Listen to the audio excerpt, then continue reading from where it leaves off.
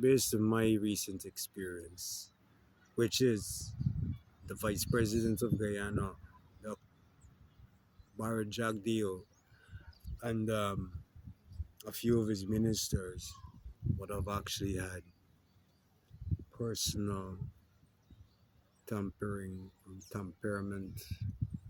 They've been handling my personal affairs themselves, which includes my housing. That is why I'm homeless, if you didn't know. My job and the persons that I interact with, how I interact with them, and so forth. In recent circumstances, recent history, most recent, basically, there was a teenage, an 11-year-old girl who was sacrificed, murdered. I don't know the story properly. However, the understanding that I got, or I was made to understand that the vice president, Mr. Jagdeo, was the person that is and was in charge of sending the autopsy, handling her corpse or the deceased, and he was reluctant to do that on multiple occasions. Based on my understanding of the situation, it seems that the president of Guyana is the competent one, the one that's abiding by the law, allegedly, while Dr. he's not a doctor, the vice president, I'm not sure if he's a doctor. I don't think he's a doctor. I had a conversation with some persons. I don't think he's a doctor. However, the vice president handles the underhanded business deals and whatever.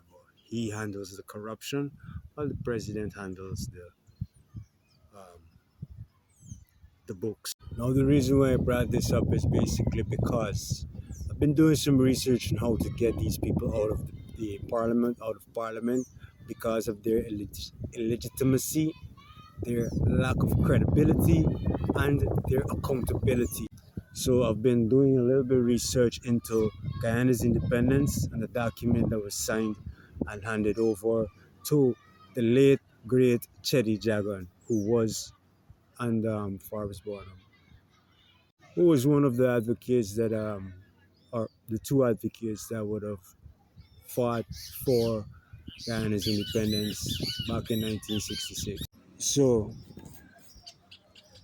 what it is that I understood from the documents that I read, was the British, UK, England, um, or England, but London, basically, um, bottom line, wash their hands with the affairs or the internal affairs of Guyana, which means that they no longer have any rights, any legislative rights or legislation in Guyana's everything, which includes its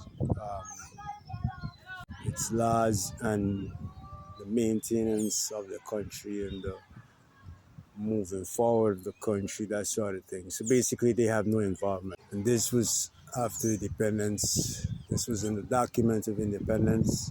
That is why Guyana cannot be handed back over to the UK or to London. With that being said,